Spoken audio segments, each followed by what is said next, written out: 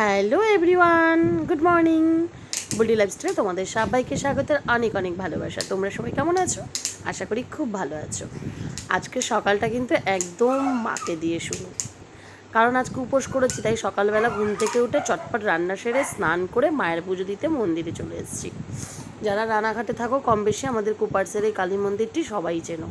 এই মন্দিরে শুধু কালী মন্দির রয়েছে তা কিন্তু নয়, একই মন্দিরে পরপর মানে অনেকগুলো ঠাকুরই রয়েছে, যেমন রাধাকৃষ্ণের মন্দির রয়েছে, গোপাল ঠাকুর রয়েছে, শিব ঠাকুর রয়েছে। এখানে দুর্গাপুজো, লক্ষ্মী পুজো, কালী পুজো সব পুজোই হয়। ওইদিকে সন্তোষী মা রয়েছে, তারপরে বাড়ির ঠাকুর রয়েছে। তো সব মানে এখানে সব ঠাকুরের পুজোয় মন্দিরগুলো মানে একই সাথে ইসেগুলো আলাদা, মানে যে জায়গাটা পুজো হয় মানে কী বলবো, ঘরগুলো আলাদা আর কি।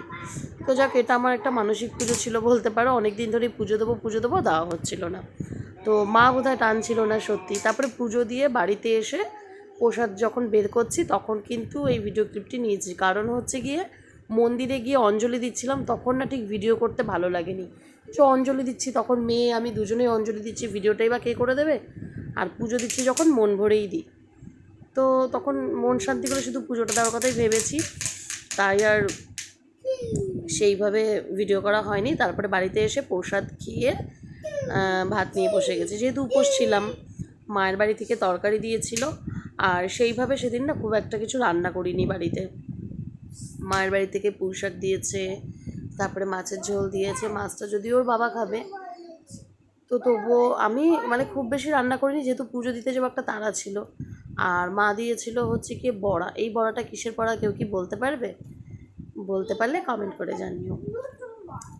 মা যখন তরকারি দেয় টিফিন বাটিগুলো মানে দিতে দিতে না আমার বাড়িতে অনেকগুলো জমে যায়, কী আর বলবো। তারপরে দুপুরবেলা খাওয়া দাওয়া মানে করে একটু রেস্ট নিয়ে চলে এসেছি সন্ধেবেলা। দেখো, সন্ধেবেলা বাবুকে ম্যাগি করে দিয়েছি।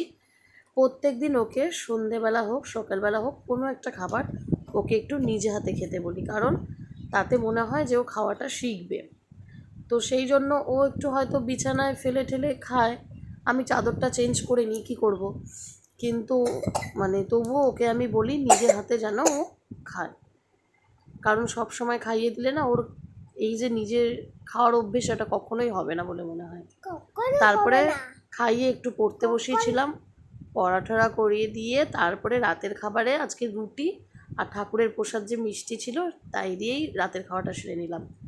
তো আজ ছিল এইটুকুই, আর বিশেষ কিছু মানে এই ভিডিওতে মানে তুলে ধরলাম না। রাত্রেবেলা মনা বিছানা করছিল, আমরা এখন খেয়ে দিয়ে শুয়ে পড়বো। আর আমার ছিল অনেক কাজ, জামা কাপড় ভাঁজ করা, প্লাস আমার এই নতুন জামার এই পিনটা দেখছো এটা আছে, এই কাজগুলো রয়েছে।